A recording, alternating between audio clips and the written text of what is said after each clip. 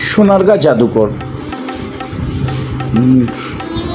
ঢাকা থেকে সোনারগাঁয়ে মোরগাপাড়া এসে আপনারা অটোরিক্সা করে এই জাদুঘরে আসতে পারেন।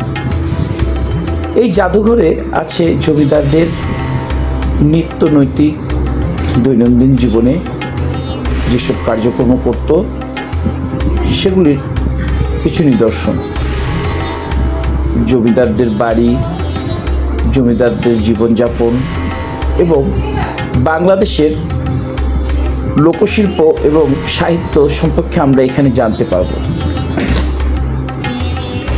সোনারগাঁ জাদুঘরে ঢুকলেই প্রথম জমিদার বাড়িটি চোখে পড়বে। পাশে আছে সানবানাদ পুকুর, যেখানে মাছের পরিপূর্ণ পুকুরটিতে।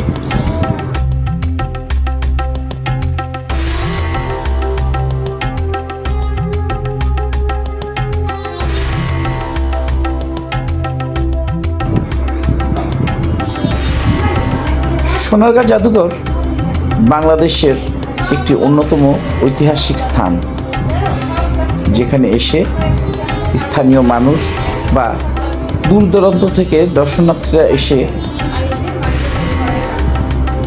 শৈল্পিক সৌন্দর্য উপলব্ধি করে। সোনারগাঁ জাদুঘরে হাতে আঁকা ছবিটির সাথে মূর্তির যেই সংমিশ্রণ দেখলে মনে হবে যে আসলেই আপনারা একটি গ্রামে এসে পড়েছেন। খুব নিখুঁত করে মূর্তিগুলো সাজানো হয়েছে। আছে কাঠের তৈরি পঙ্খিরাজ নৌকা, নানান ধাতব দিয়ে তৈরি নানান দেবদেবীদের ছবি, নকশি কাঁথা সহ নানান রকমের শৈল্পিক নিদর্শন এই সোনারগাঁ জাদুঘরে। সোনারগাঁ জাদুঘরের প্রাকৃতিক পরিবেশটি আসলে মনোমুগ্ধকর, যা শিল্পী তার রঙের তুলিতে ফুটে উঠেছে।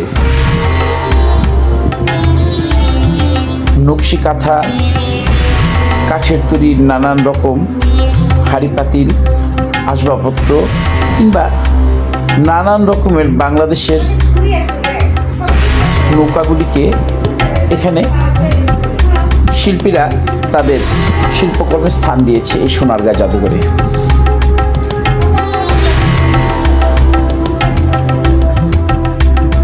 দিঘিটির অপর প্রান্তে মনোরম পরিবেশের সাথে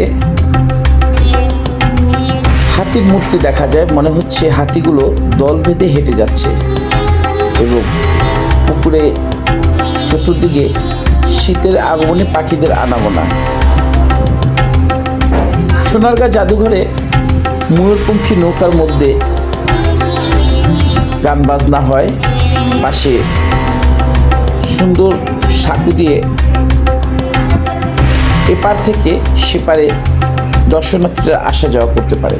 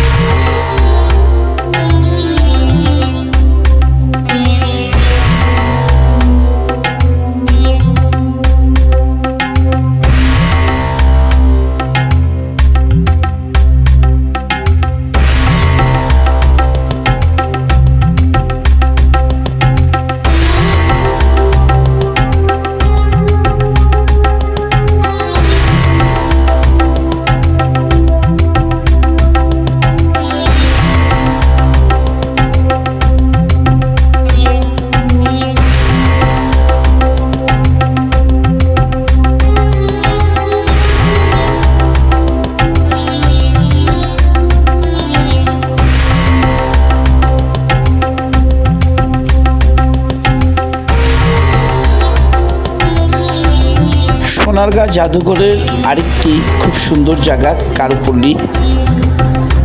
এই কারুপল্লির মধ্যে আছে সারি সারি দোকান, যেখানে নকশি কাঁথার শাড়ি, টাঙ্গাইলের জামদানি শাড়ি এবং রাজশাহী সিল্ক সহ নানান রকম শাড়ি, রকমারি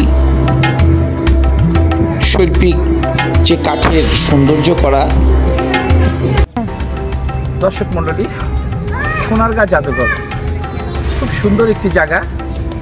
প্রাচীনকালের জমিদারদের তাদের জীবনযাত্রা কীভাবে চলতো এখানে আসলে কিছুটা বোঝা যায়। আর আজকে বৃষ্টির দিন বিধায় লোক সমাগম কিছু কম, তারপরও এখানে যে পরিবেশটা আসলে অনেক সুন্দর। তো আমরাও আপনাদেরকে বলবো, আপনারা যখনই সময় পান এই সোনারগাঁ জাদুঘরে আসবেন এবং নিজের পরিবার এবং নিজে এখানে যত সৌন্দর্য আছে উপলব্ধি করবেন। মোহাম্মদ বিদিয়া বিনাকুলো,